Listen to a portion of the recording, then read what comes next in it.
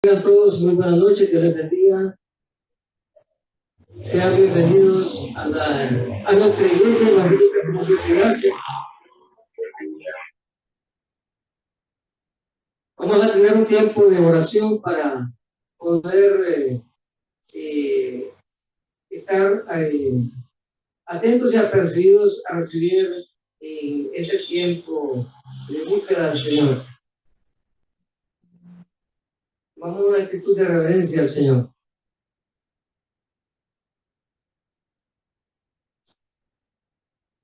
Amado Padre de la Gloria, te damos gracias en esta tarde, Señor, por tu inmensa misericordia, Señor, por bendecirnos, Señor, y permitir, Señor, estar aquí alabando y glorificando tu santo y bendito nombre, Señor.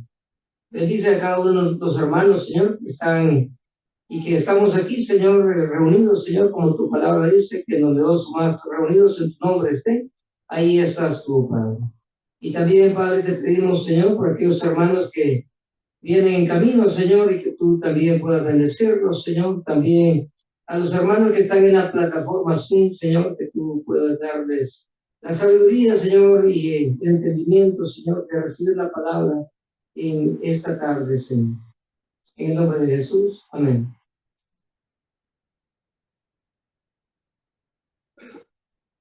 Hermanos, posteriormente vamos a tener un tiempo de lectura en Filipenses 4, 6 y 7.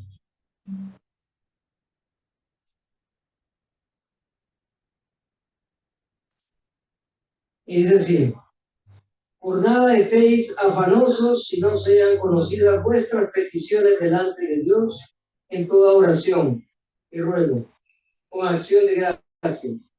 Y la paz de Dios, que sobrepasa todo entendimiento, guardará vuestros corazones y vuestros pensamientos en Cristo Jesús. Hermanos, posteriormente nos vamos a deleitar con los himnos. Celebremos el Linario, celebremos su victoria con el hermano Oscar Slayer.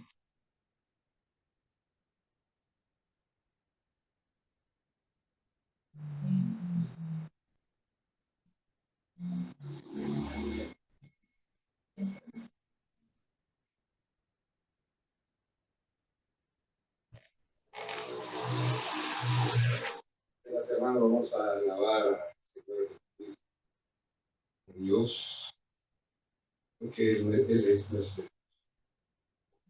Un amor maravilloso, porque Dios no envió a su Hijo al mundo para condenar al mundo, sino para que el mundo sea salvo por Él. El que cree en Él no es condenado, pero el que no cree ya está condenado porque no creyó en el nombre del Hijo de Dios. Una bella historia, contada muchas veces.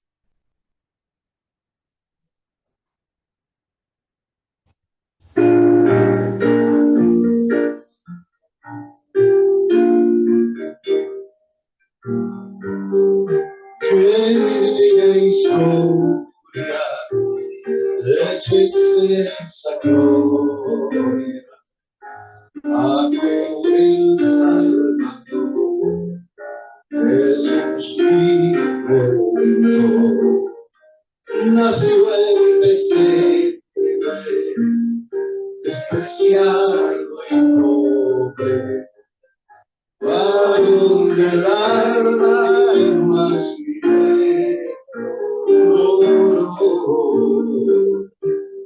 Oh, cuánto me amo y fiel amor, eres mi vida, mi redentor, el Rey de gloria vino a salvar.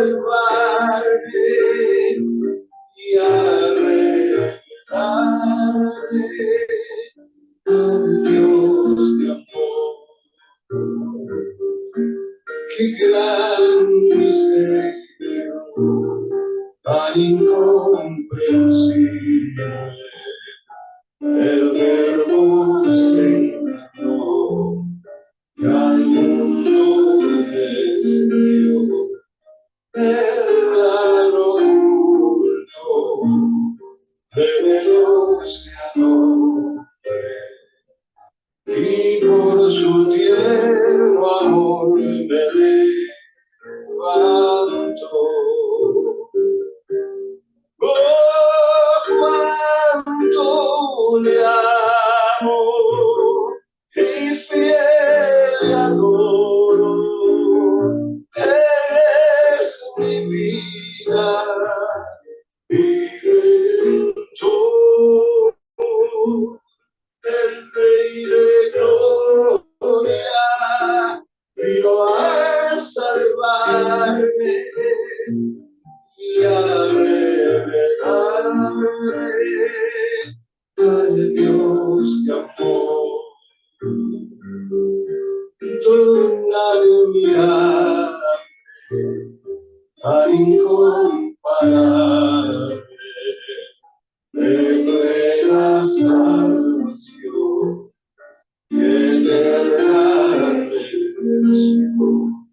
El sol divino brilla en mi camino, su luz alumbra mi corazón. Oh, cuánto le amo y fiel le adoro. Es mi vida, mi redentor, el Rey de gloria, vino a salvarme y a revelarme al Dios de amor.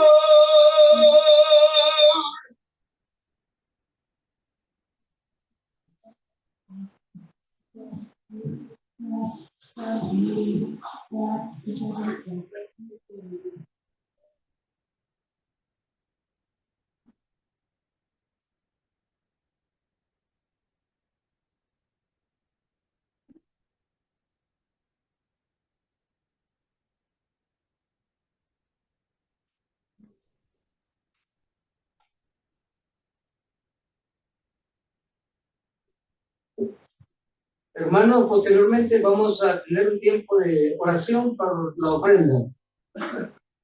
Tomemos una actitud de reverencia. Amado Padre de la Gloria, te damos gracias en esta noche, Señor, porque sabemos, Señor, que tú eres bueno y que tu misericordia es infinita, Señor. Gracias por tu enorme bendición, Señor, de darnos empleo, Señor, y darnos empresas, negocios, algunos hermanos, Señor, y de lo mucho de que tú nos das, Señor, vamos a ofrendar, Señor. Bendice, Señor, a cada uno, Señor, como tu palabra lo dice, Señor, que tú bendices al dador alegre, Padre.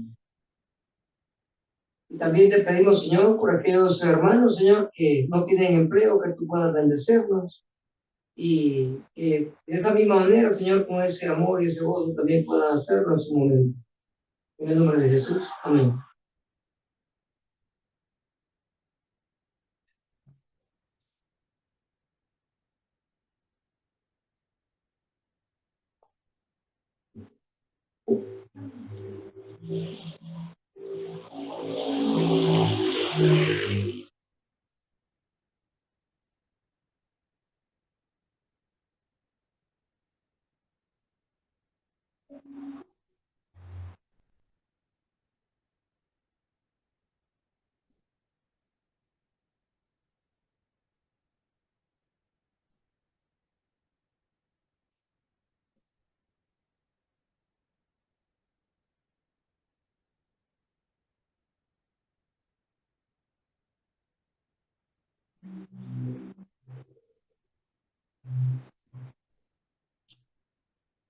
Ok, hermano, con el mismo gozo que venimos o que esperamos de repente llegar el día jueves para venir a alabar y glorificar su santo nombre, vamos a estar apercibidos a recibir o a presenciar el presente video del pastor Elvis Luis Carballosa con el tema El Milenio.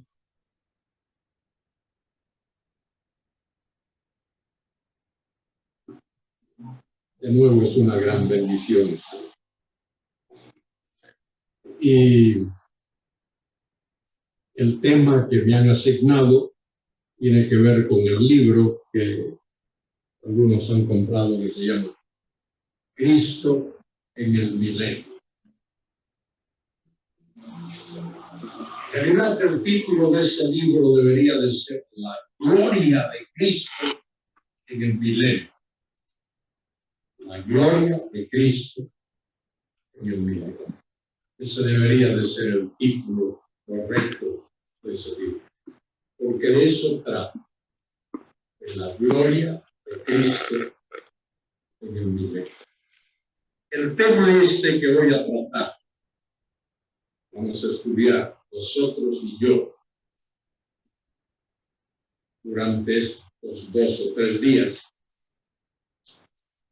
Es un tema de la parte de la teología que se llama escatología. Escatología, hermanas y hermanos, ellos que no lo sepan, significa el estudio de los últimos acontecimientos. Los últimos acontecimientos. ¿Qué es lo que va a ocurrir en los últimos tiempos? ¿Cómo Dios, el Dios Todopoderoso, va a culminar su plan? Dios es el autor de un plan perfecto.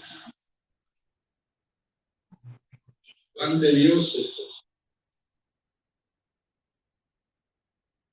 Y Dios nos revela su plan en su palabra.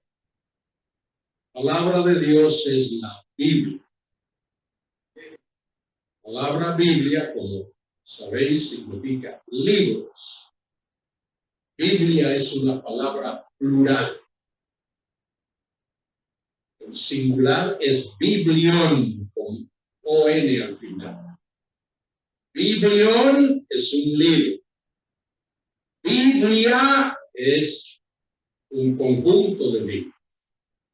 Es más, en la Biblia hay 66 libros. 39 de ellos en el Antiguo Testamento, 27 en el Nuevo Testamento. Y a todos esos libros, ese conjunto de libros, lo llamamos la Biblia. Y Dios nos revela su plan en la Biblia. Dios nos dice allí cómo comenzó ese plan. El primer capítulo de la Biblia nos enseña cómo Dios comenzó su plan. En el principio creó Dios los cielos y la tierra. Y luego ahí tenemos toda una historia dada por Dios a través de hombres. Dios usó a 40 hombres para escribir esos 66 libros. En el módulo siguiente, en junio, aquí en este plantel, en esta institución, voy a enseñar una asignatura que se llama Introducción Bíblica. Ahí estudiamos el origen de la Biblia, cómo la Biblia se ha distribuido en el mundo, cómo comienza. Bueno, Dios nos da su plan, cómo comienza su plan. Pero no solo hace eso. Dios también nos dice cómo va a culminar su plan. Y eso nos lo da en el último libro de la Biblia, que se llama el Apocalipsis. Apocalipsis nos enseña cómo Dios va a culminar su plan. El Apocalipsis es la revelación de la culminación del plan eterno.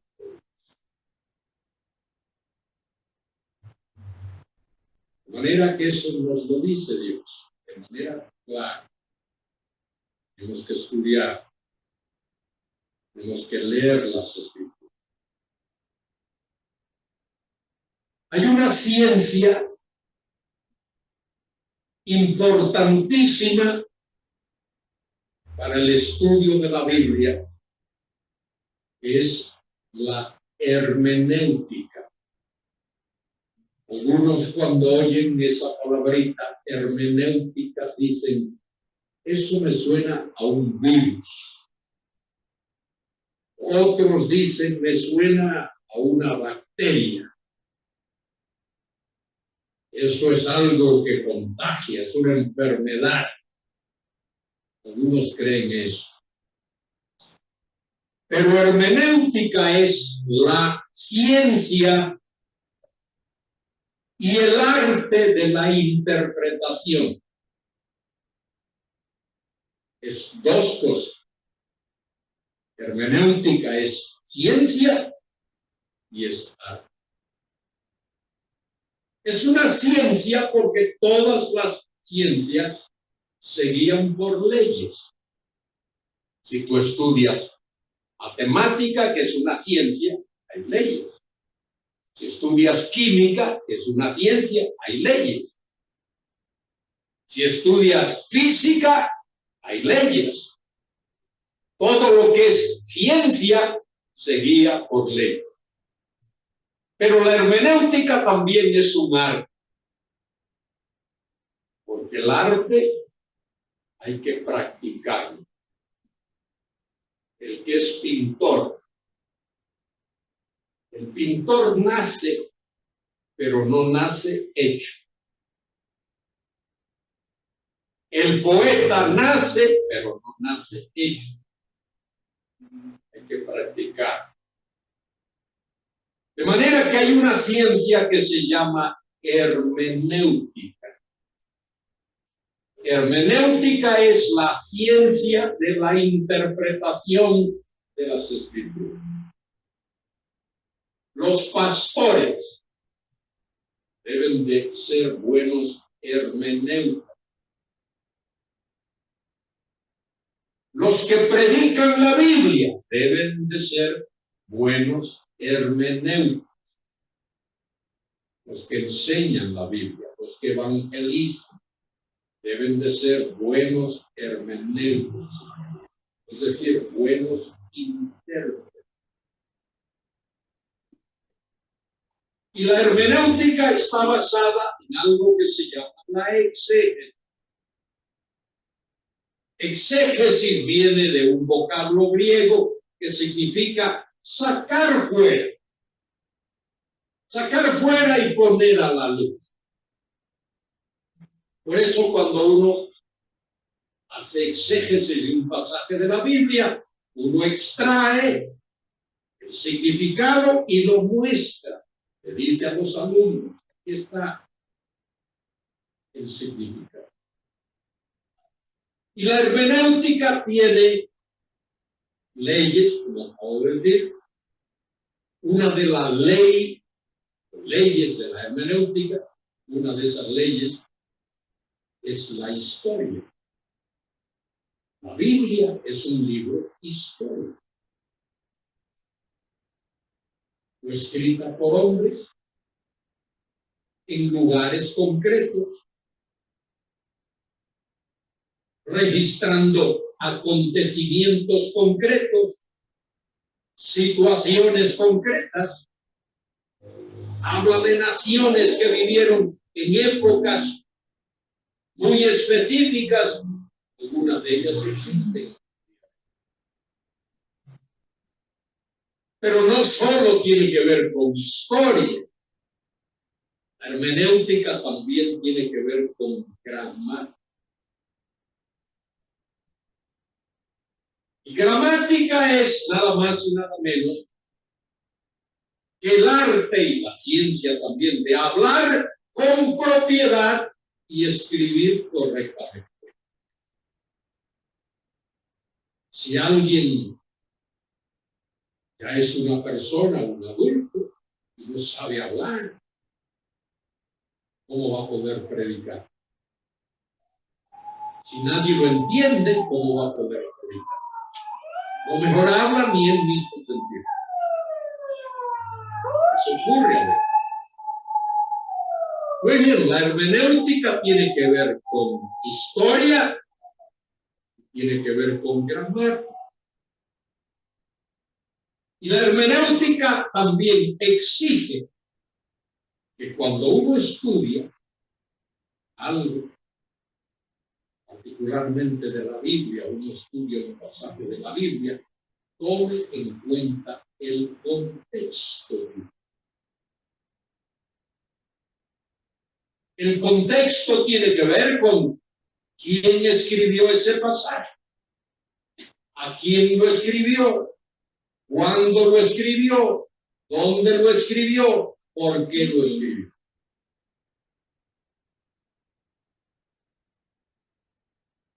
Eso es parte de la hermenéutica, estudiar. De manera que este tema que abordamos ya esta noche, la gloria de Cristo en el milenio, hay que estudiar en el contexto. Fíjense, ahí hay es palabra. Gloria, Cristo y milenio. Gloria, Cristo y milenio. Las tres palabras. Hay que entenderlo.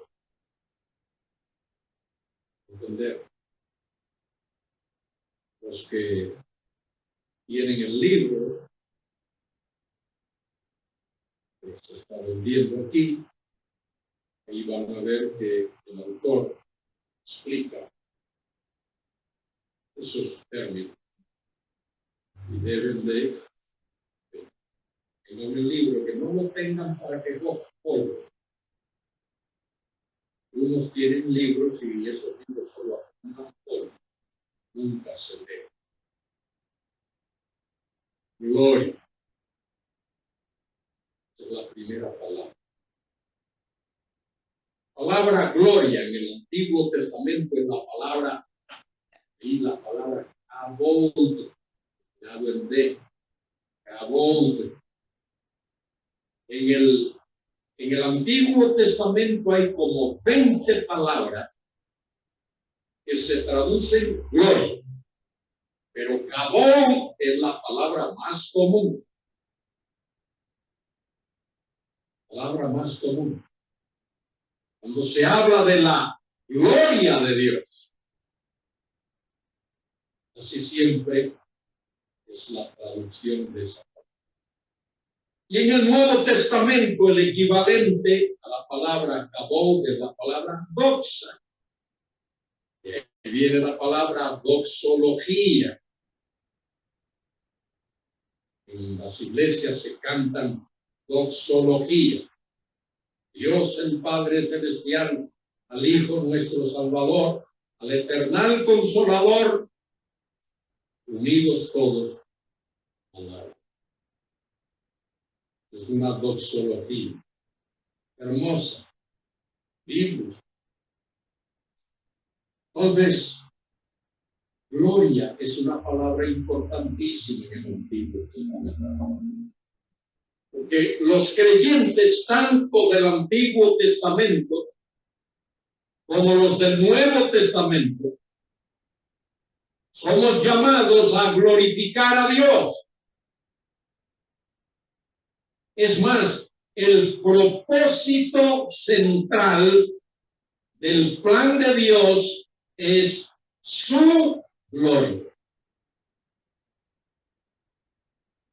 Y lo más importante que un grupo de creyentes puede hacer es glorificar a Dios, dar gloria, dar honra.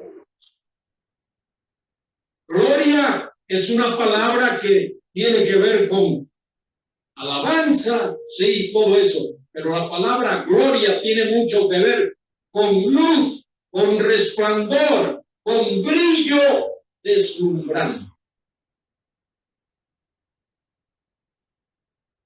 Dice allí en Lucas 2:13 que los ángeles, seres celestiales que anunciaron el nacimiento del Mesías en la tierra, dijeron o cantaron. ¿Qué cantaron o qué dijeron? Gloria a Dios en las alturas y en la tierra paz. La Reina Valera dice, buena voluntad para con los hombres. Una mejor traducción sería para los hombres de buena voluntad. Gloria. Dios es celoso de su gloria. Y Dios se goza cuando es glorificado con nuestro. Los hombres del Antiguo Testamento, piadosos hombres, alabaron a Dios. Los perversos no lo hicieron. Pero hombres piadosos, como Enoc, dieron gloria a Dios. Como Abel, gloria a Dios. Como Noé, gloria a Dios.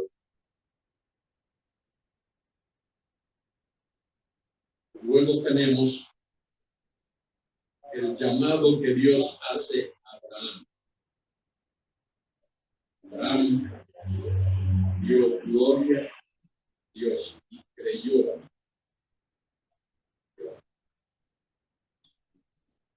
Y hablamos aquí de esa gloria porque es el centro de todo lo que enseña la Biblia. Más importante es honrar y glorificar a Dios. Jesucristo nos enseñó eso. Y los apóstoles nos enseñaron. Y los profetas del Antiguo Testamento nos enseñaron la importancia de alabar y de glorificar a Dios, dar gloria. La otra palabra es la palabra Cristo. La palabra Cristo significa ungido. El Mesías, como dice el hebreo, Mashiach. El Mashiach es el ungido.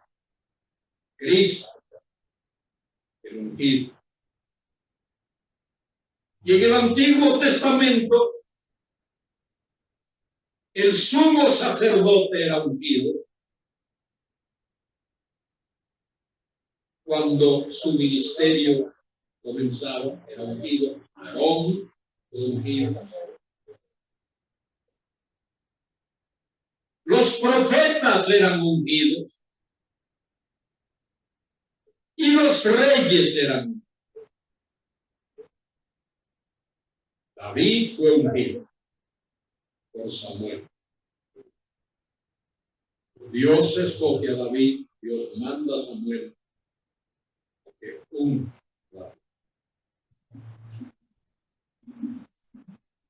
Mira que David era un ungido, un Mesías.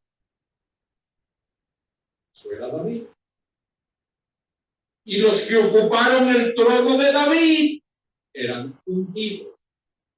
Los reyes eran ungidos. Pero la Biblia anuncia, profetiza, proclama, enseña, predica que iba a venir a la tierra, no un ungido, sino el ungido. El ungido de los ungidos. Y ese ungido de los ungidos es nuestro Señor Jesucristo. Quien sea la honra y la gloria y la alabanza y la adoración que todos nos humillemos delante de él. Ahora hay una tercera palabra, que es la palabra milenio. Es el título del libro, Jesucristo en el milenio. En realidad es la gloria de Cristo en el milenio. Y en el milenio Él va a manifestar su gloria, no solo su gloria divina, sino también su gloria humana. Porque Él es el Dios hombre. Y es la gloria de Cristo en el milenio. Hay personas, algunos son escritores, otros son predicadores, teólogos, algunos son maestros en alguna escuela de teología. Por ahí hay algunos que no creen en el milenio, que no creen que va a haber un milenio. Esa es una deducción que hay, porque la Biblia enseña que va a haber un milenio. La palabra milenio significa 1000 años. En el griego hay una palabrita y en Apocalipsis capítulo 20 ya habla de eso. Palabra chiliasmos o chiliasmos. Palabra chiliasmos. Apocalipsis capítulo 20, 7. 6 veces esa palabra. Significa 1000 años. Pero la palabra milenio es tomada del latín, mille annus, 1000 años. Y eso es lo que dice la Escritura. Que nuestro Señor Jesucristo va a reinar en esta tierra por 1000 años. Hay 3 posturas o posiciones acerca del milenio. Todos los historiadores, no puede leer cualquiera de ellos, todos los historiadores reconocen que la iglesia de los primeros siglos era premilenarista. ¿Qué significa eso? Premilenarista. Que Cristo vendría a la tierra a inaugurar el reino, a reinar. Él vendría desde los cielos, desde donde está a la diestra del Padre, a la tierra, a reinar. Pablo lo dice en varios sitios. Segunda Timoteo, capítulo 4, habla de el Señor viene en su manifestación y en su reino. De manera que premilenarista, la palabra pre, antes o primero, viene Cristo y cuando Él venga, Él inaugura. Hay otra postura o posición propuesta por un señor llamado Joaquín de Flores. del siglo XII o XIII de la era cristiana, Joaquín de Flores propuso una teoría que se llama postmilenarista. Post es después. Lo que de Flores decía era que primero es el milenio, el reino. Ahora diré algo más acerca de eso. Decía que primero era el reino. Y al final, el reino, el Señor Jesucristo venía. Y Flores decía, y muy poquitos, hoy no hay milenarios, muy poquitos. Hay algunos por ahí, es una rareza. Y Flores decía que la iglesia, fíjense bien, la iglesia iba convertida al mundo. Que la iglesia iba a evangelizar el mundo. Que el mundo se iba a convertir. Y mediante la iglesia y la predicación del evangelio iba a haber una era de paz. Y esa era de paz sería que no tenía que durar necesariamente 1000 años. Pero se le llama milenio. Y fíjese, esa idea creció desde que Di Flores la propuso y creció y se extendió. Pero en el año 1914 ocurrió algo. ¿Alguien se acuerda qué ocurrió? La Primera Guerra. Y hay alguien que es viejo que yo se acuerda. La Primera Guerra Mundial. Y eso fue un golpe tremendo para el postmilenarismo. Porque la Primera Guerra Mundial fue desde el 14 al 18. Y termina la Primera Guerra Mundial y el mundo comienza a prepararse para la Segunda Guerra. Y termina la Segunda Guerra Mundial por el 1940 y tantos, 45, 46, y comienza a prepararse para la guerra en Corea. Y termina la guerra en Corea y comienza la guerra en Vietnam. Y termina la guerra en Vietnam y hay guerra por todas partes.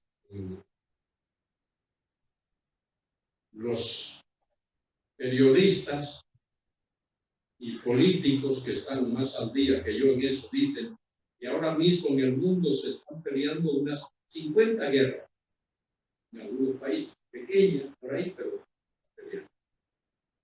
Y Cristo dijo en su sermón profético: oiréis de guerras y de rumores de guerra. Bueno, el postmilenarismo como que se ha muerto, aunque por ahí hay un vestigio de que todavía está. Pero hay otra postura que es más popular. Es casi más popular que el premilenarismo.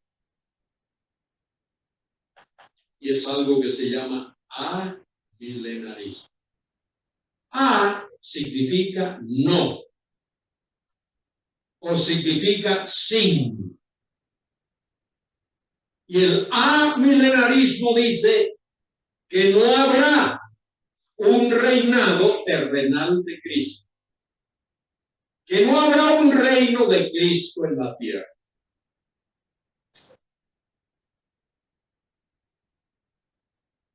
Y yo desafío a cualquiera que lea, para que no piense que yo estoy diciendo lo que no es. Leo acerca de esto, sigo leyendo. Y todos los escritores amilenaristas dicen, fíjense lo que dicen, que ahora, en este tiempo, estamos en el reino. El reino ya es. que la iglesia es el reino. Solo que esa declaración es extremadamente difícil de demostrar bíblicamente a través de una sana hermenéutica. ¿Cómo tiene que ser la hermenéutica? A ver si alguien se acuerda. Histórica, gramatical, contextual. El escenario de la historia niega esa postura. Estemos en el reino. Historia no sé.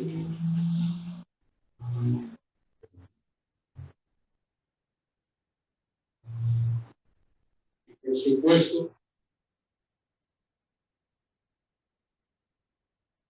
no solo eso, sino que si uno lee en el contexto bíblico, que vamos a leer ahora, veremos que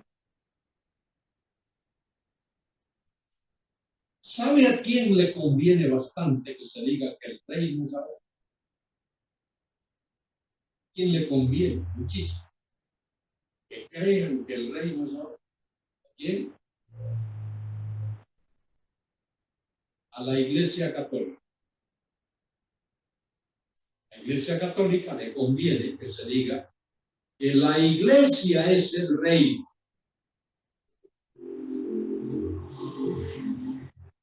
Que ya estamos en el reino. La Iglesia es el reino. Hemos de ver durante estos 2 días, o algo así, 2 y medio que hemos de estar juntos, que el reino tiene características muy concretas. El reino se caracterizará por paz universal. Habrá paz total en el mundo. El reino se caracterizará por justicia.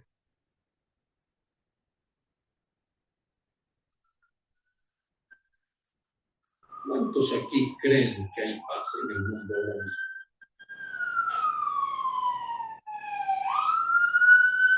¿Cuántos aquí creen que hay justicia en el mundo ahora mismo?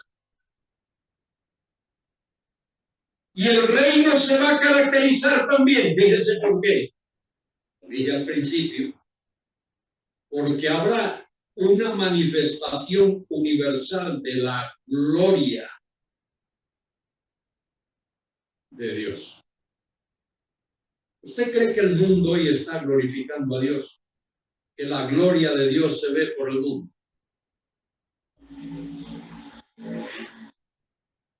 No sé. De manera que sería muy difícil. Y lo es. Hay que forzar el texto bíblico. Hay que utilizar una hermenéutica no gramatical.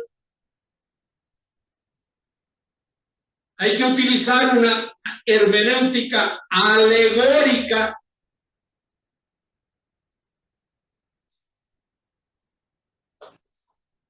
Es decir, darle a lo que la Biblia dice otro significado diferente de lo que la Biblia dice.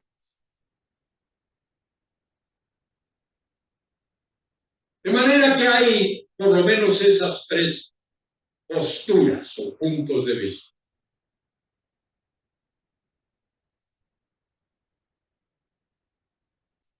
El milenio será inaugurado en la tierra cuando Cristo venga. Eso me lo creo. De todo corazón.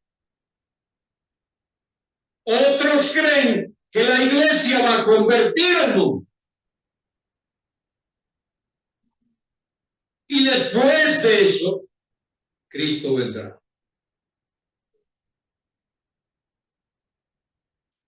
Y hay otros que creen que ya estamos en el.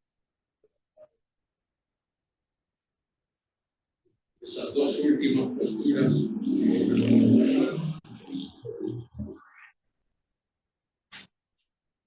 difíciles de mantener.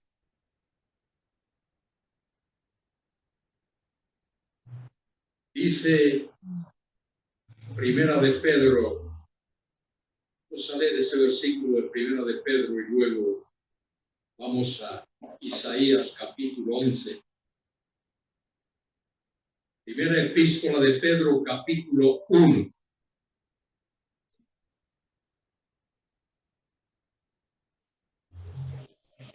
Versículo 9. Obteniendo el fin de vuestra fe, que es la salvación de vuestra. Y ahora viene el par. Los profetas que profetizaron de la gracia destinada a vosotros inquirieron y diligentemente indagaron acerca de esta salvación, escudriñando qué persona y qué tiempo indicaba el Espíritu de Cristo que estaba en ellos, el cual anunciaba de antemano, fíjese lo que anunciaba, los sufrimientos de Cristo y las glorias que vendrían tras ellos. ¿Qué anunciaba el Espíritu de Cristo? Primero que los sufrimientos de Cristo. Y segundo, las glorias que vendrían. Bueno, Cristo vino. Dios vino en la persona de Cristo. Y sufrió. Y padeció.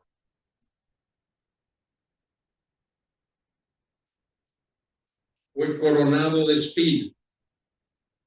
Fue abofeteado. Fue lacerado. Fue golpeado. Fue crucificado. Y murió. Nunca el Señor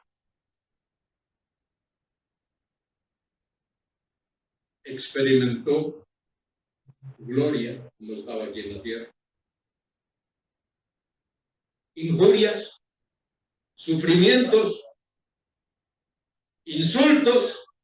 A Cristo lo llamaron de todo. De todo. Endemoniado, bastardo, hijo de Belcebú, todo lo que uno pueda imaginar. Escuche, si no aprende otra cosa, en estos días aprenda. El milenio tiene la finalidad de revelar la gloria dentro del tiempo y dentro de la historia. Eso nunca ocurrió. Hasta el día de hoy no ocurrió. El Señor Jesucristo, visiblemente, en su cuerpo resucitado, en su persona gloriosa,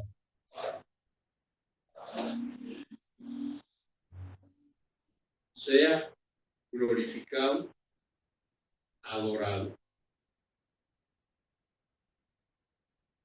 Pablo lo describe allí en Filipenses 2 cuando dice que delante de él se doblará toda rodilla. De los que están en los cielos y en la tierra y debajo de la tierra, es decir, no se quedará un solo ser viviente. Todo lo que respira adorará a nuestro glorioso Señor y Salvador. Señor, gloria a ese Dios todopoderoso. Ahora abre tu Biblia junto conmigo. Isaías capítulo 11. Este capítulo nos habla de ese rey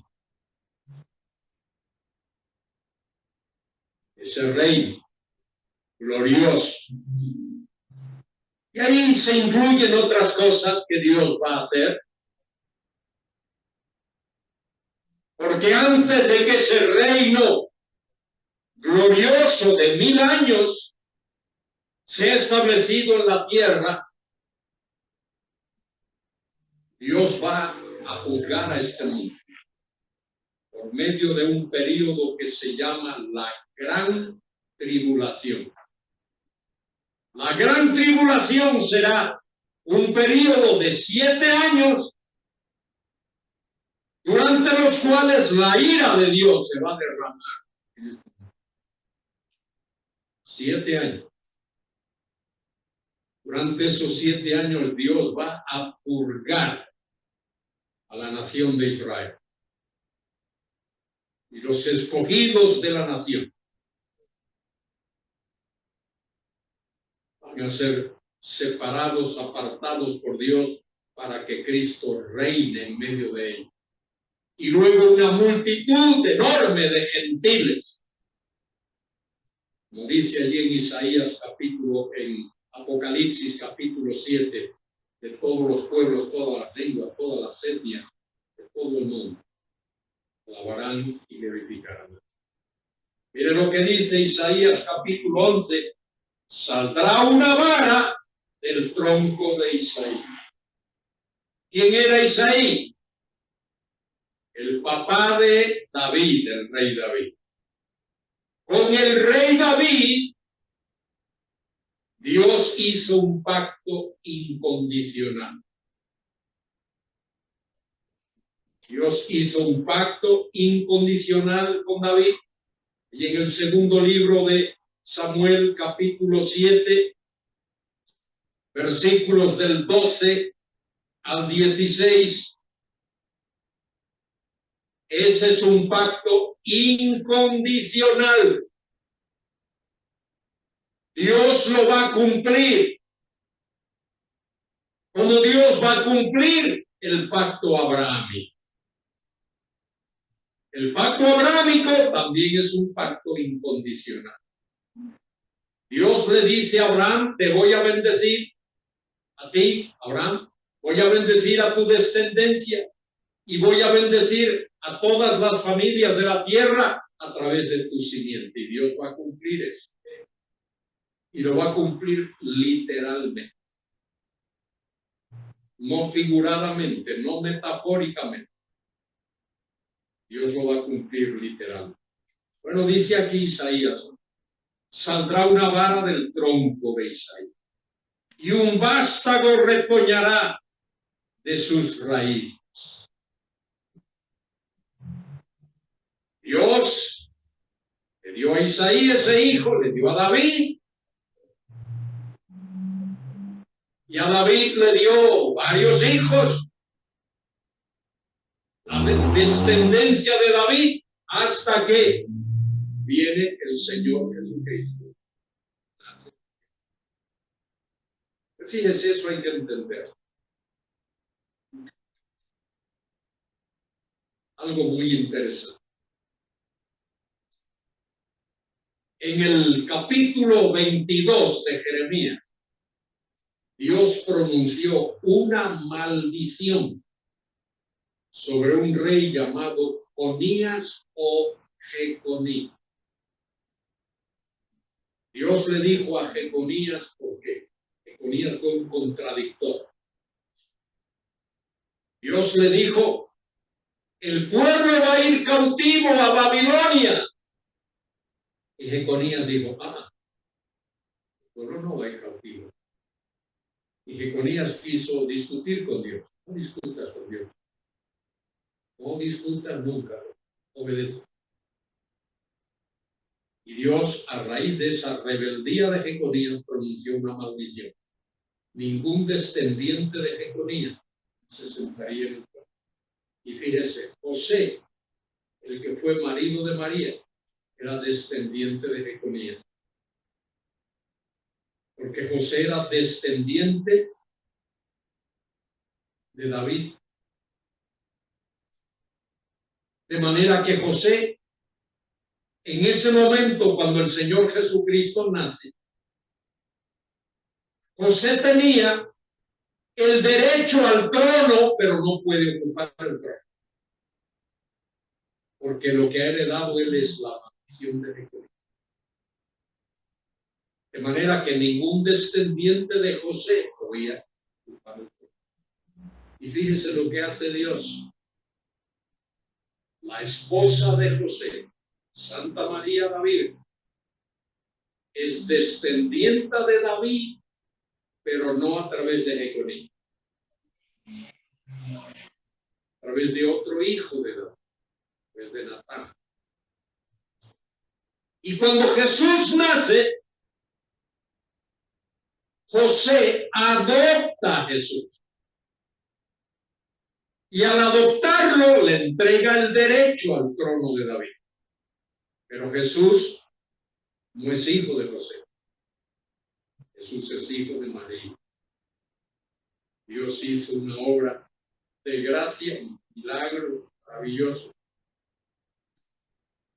para que el Mesías no fuese descendiente de José, era descendiente de José.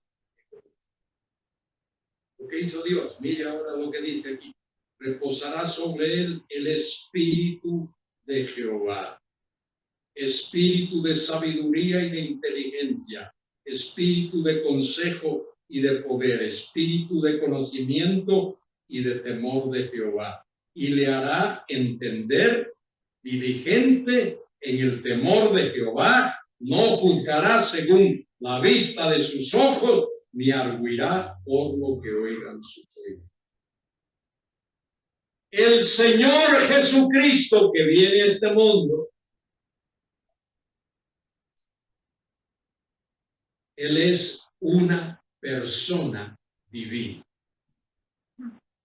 Lo dice Isaías, este mismo libro, 9, 6, 7, porque un niño nos es nacido, hijo nos es dado, el principado estará sobre su hombro y llamaráse su nombre admirable, consejero, Dios fuerte, Padre eterno o Padre de la eternidad, príncipe de paz.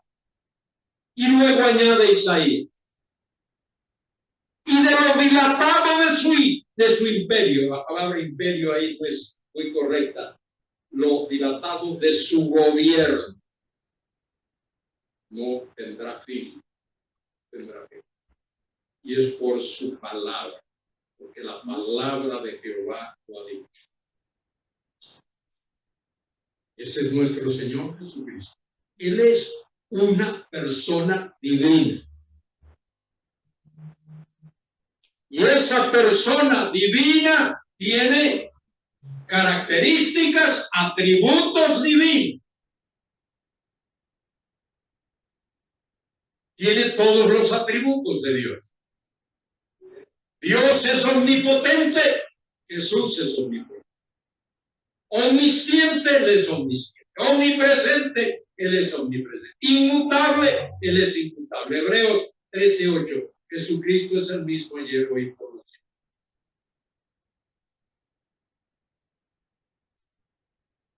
Pero esa persona divina, y esto es lo que hay que entender, esa persona divina, que es Jesús, adopta, incorpora, añade a lo que Él es características humanas. Cristo no es dos personas. Él es una sola y única persona, una persona divina, la segunda persona de la Trinidad. Cristo no es Dios y hombre, Él es el Dios hombre, el Dios encarnado, Dios encarnado. De manera que, ¿cuál es el propósito del milenio? Fíjense que estoy diciendo esto deliberadamente despacio. El Señor Jesucristo como persona divina en la eternidad es adorado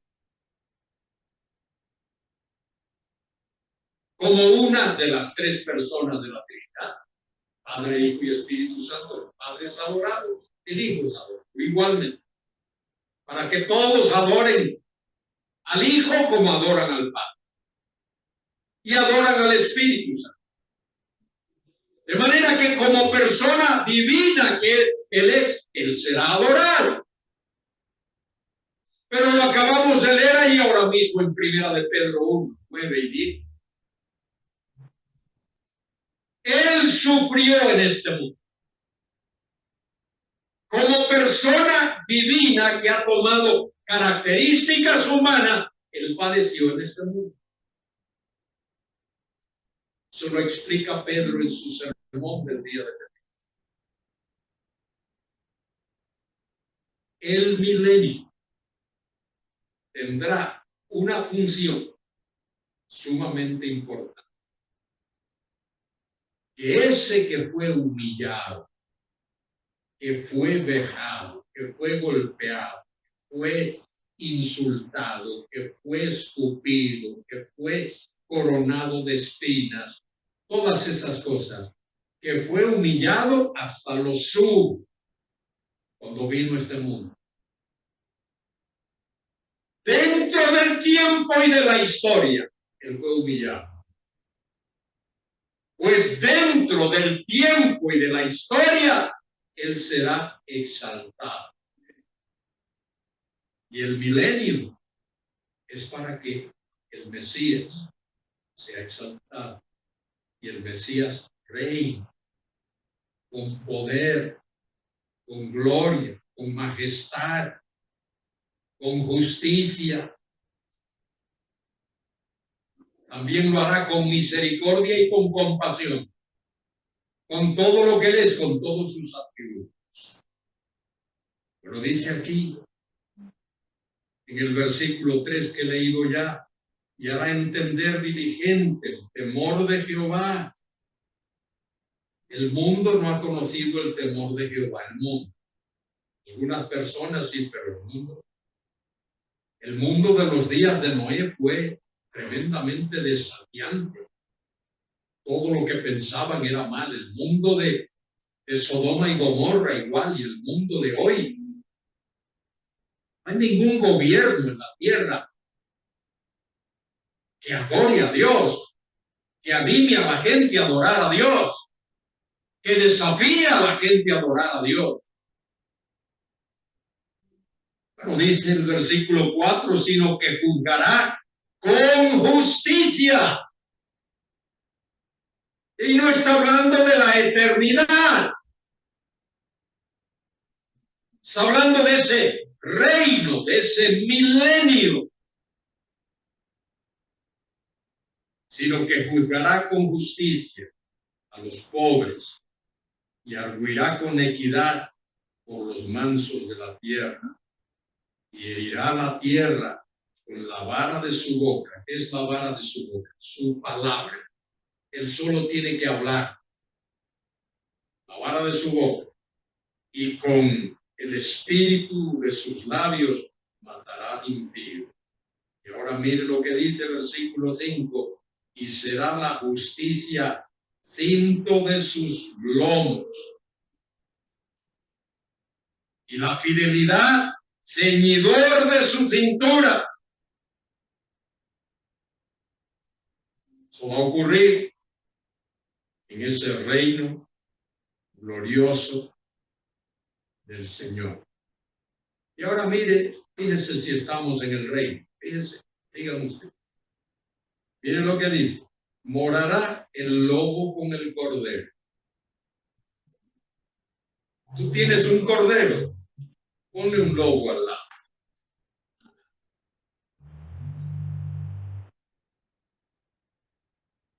Y el leopardo con el cabrito se acostará. Busca un cabrito y ponle al lado de un leopardo. El leopardo se lo desayuna. El becerro y el león y la bestia doméstica andarán juntos, y un niño los pastoreará. Ah, pero es que la milenarista dice, eso es lenguaje figurado. Eso es lenguaje poético. Eso es metáfora. Dios dice que esto va a ocurrir. Ahora no ocurre. Porque Dios va a hacer un cambio total, radical en el mundo. Eso debemos de ver cómo Dios va a cambiar. Y añade el texto.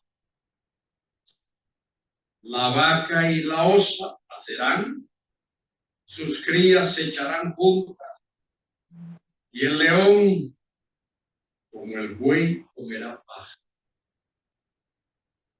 Hubo un tiempo antes de la entrada del pecado en el mundo que esos animales no eran feroces. Adán pudo ponerle nombre a todos ellos. Es más, cuando el diluvio tuvo lugar, Dios hizo que esos animales actuasen civilizadamente. Noé los hizo entrar en el arca, uno por uno, uno por uno. Y el niño de pecho jugará sobre la cueva del asno, y el recién destetado extenderá su mano sobre la caverna de la víbora. Fíjese bien, no harán mal ni dañarán en todo mi santo monte, porque la tierra, fíjese, dígame si estamos en el reino ahora. Mire lo que dice ahí, porque la tierra será llena del conocimiento de Jehová. ¿Está la tierra ahora llena del conocimiento de Jehová? Pero un día toda la tierra será llena del conocimiento de Jehová. Y no solo, Habacuc 2:14 lo dice, no solo será llena del conocimiento de Jehová, sino que será llena del conocimiento y de la gloria de Jehová.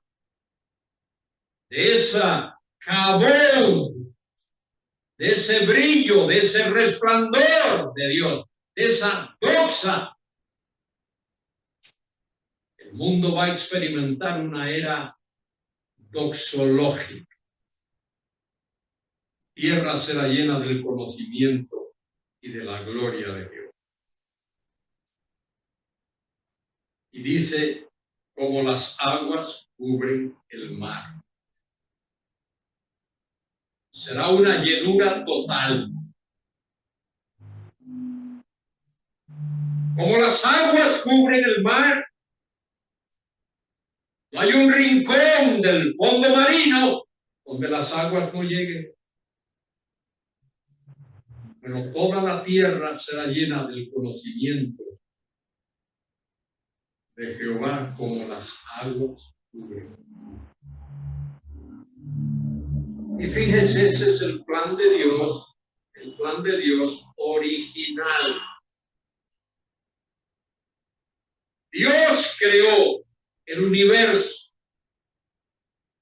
En el principio, Bereshit, ese Bereshit bara Elohim. En el principio, Dios creó los cielos y la tierra.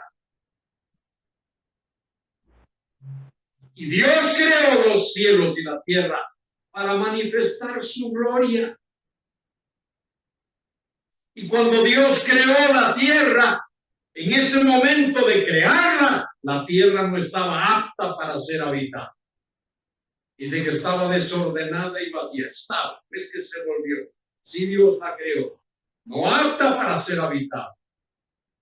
Y Dios utiliza 5 días en llenar lo que está vacío y en ordenar lo que está desordenado, porque en el 6º día Dios va a poner en esta tierra al ser humano, al hombre, que es hecho a imagen y semejanza de Dios.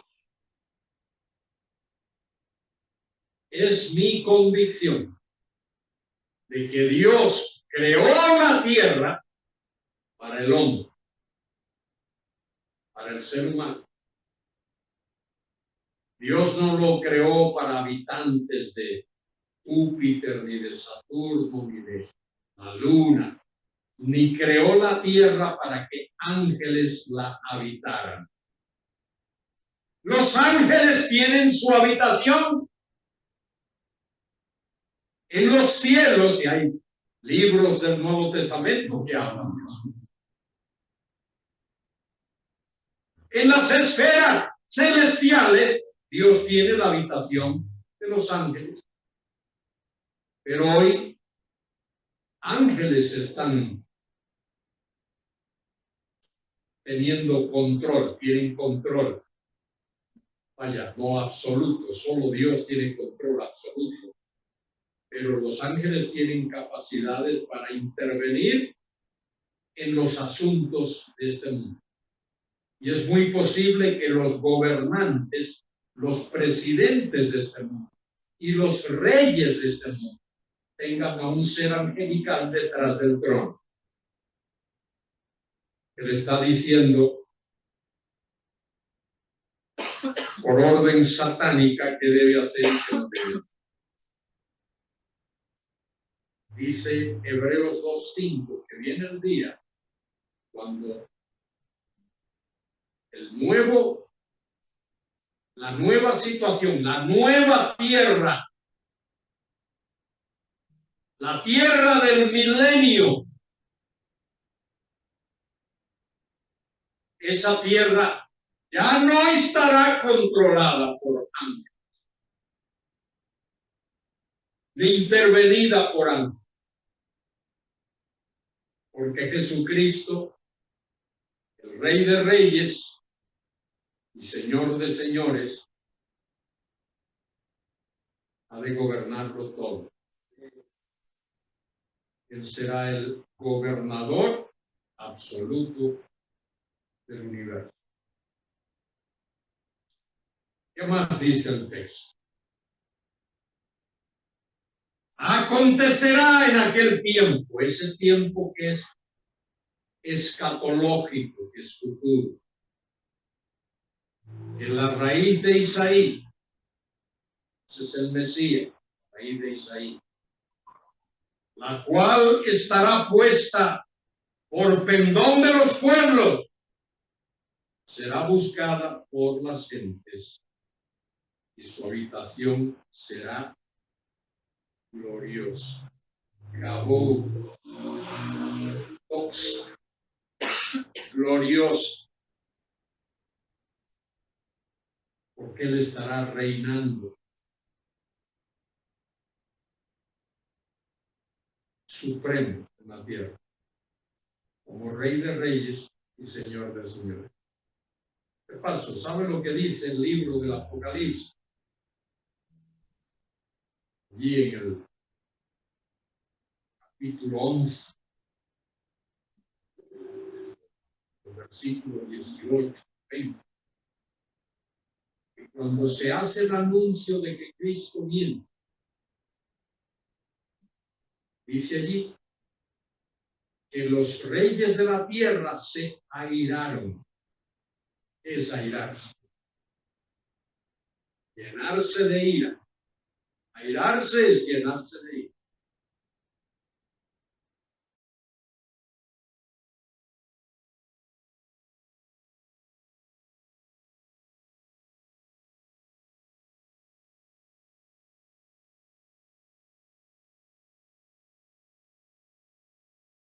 Llenan de ira los gobernantes de la tierra y se unen se mancomunan, forman un grupo unido y ¿saben lo que hacen? Quieren impedir que Cristo venga a la tierra. ¿Sabe por qué quieren impedir que Cristo venga a la tierra? ¿Por qué? Porque se les acabó. Ya no pueden seguir robando como han robado. Ya no pueden seguir extorsionando como han estado extorsionando. Ya no pueden cometer sus actos de injusticia. Señores, se les acabó. No más. Se llenan de ira. Y de tontos que son, quieren armar un ejército para intentar impedir que Cristo venga. Puede haber algo más tonto que eso. Intentar que el Rey de Reyes, Señor de Señores, dueño y Señor del universo, creador de todas las cosas. Dice Juan, todas las cosas por él fueron hechas, y sin él ni una sola cosa de las que han sido hechas fue. ¿Cómo van a intentar? Fíjense lo que ocurre. Miren qué interesante. Esto lo dice allí el Apocalipsis. Dice que él viene rodeado de sus ejércitos. Ángeles poderosos. Y seguramente sus redimidos vienen con él. Y esos ejércitos humanos quieren hacerle frente. Y como él, el Señor de señores y Rey de Reyes, le dice a sus ejércitos, dejadme a mí solo. Yo puedo con ellos. Y los acaba. No tiene que usar cañones, no tiene que usar fusiles, no tiene que usar metralletas, no tiene que usar bombas. La palabra de su voz los mata con la palabra de su voz. Su autoridad. Nuestro glorioso,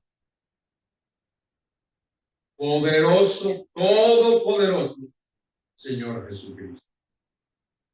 Y dice el versículo 11, asimismo acontecerá en aquel tiempo que Jehová alzará otra vez su mano para recobrar el remanente de su pueblo que aún queda en estos países. Asiria, mire, país, todo el mundo sabe dónde está. Egipto, todo el mundo sabe dónde está. Patro, todo el mundo sabe. Etiopía, Elam, Sinar, Amar y en las costas del mar. Todo lo que la Biblia dice, señores, es verdad. Cuando la Biblia habla de historia, habla verdad. Cuando habla de ciencia, habla verdad. Cuando habla de literatura, habla verdad. Cuando habla de geografía, habla verdad. Cuando habla de doctrina, habla verdad. No se equivoque, es la palabra de Dios que vive y permanece para siempre. Seculum seculorum, por los siglos de los siglos. Y levantará pendón a las naciones y juntará a los desterrados de Israel y reunirá a los esparcidos de Judá, de los cuatro confines de la tierra, norte, sur, este. ¿Sabe una de las cosas? La Biblia lo dice varias veces, que el diablo quiere hacer.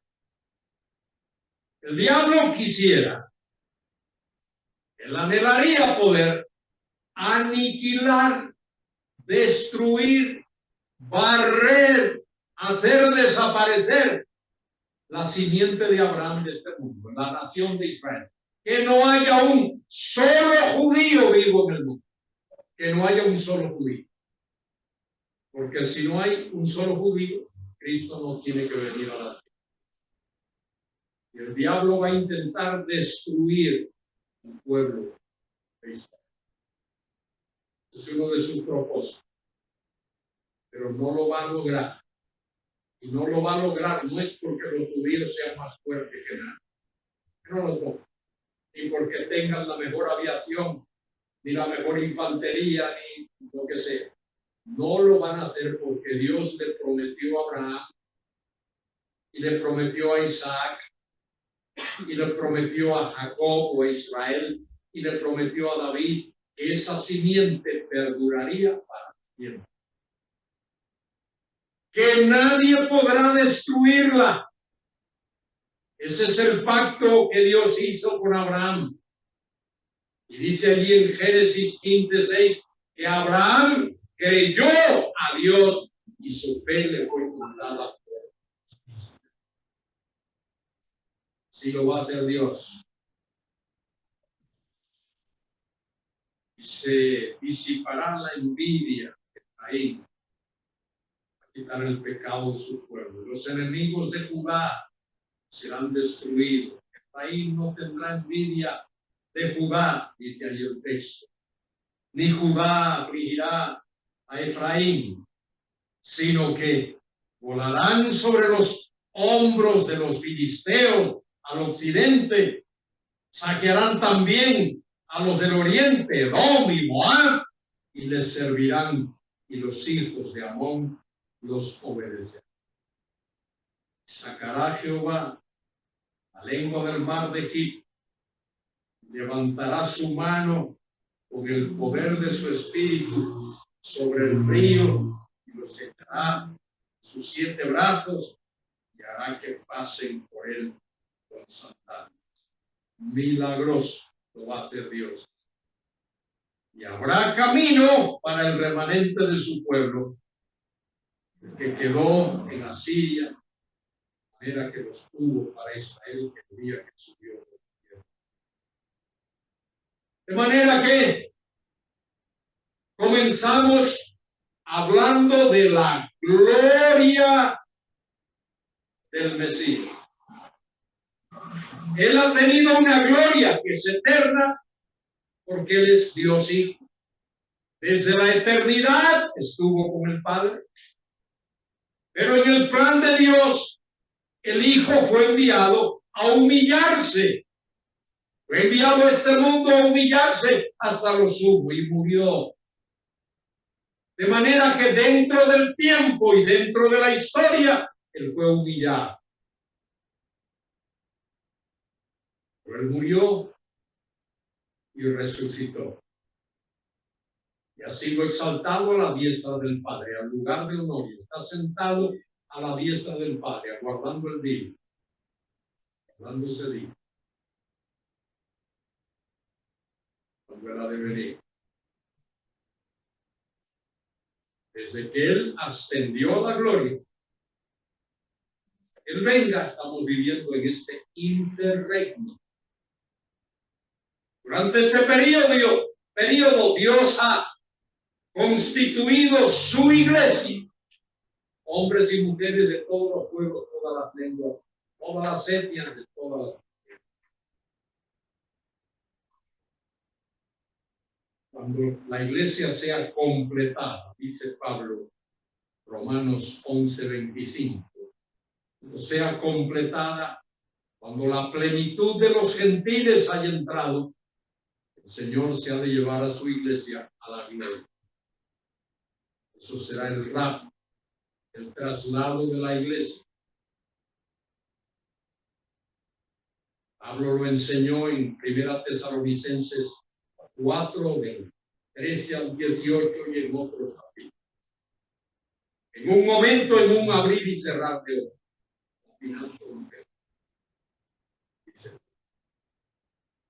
Después de ese periodo, el mismo Señor Jesús llamó la tribulación, la grande.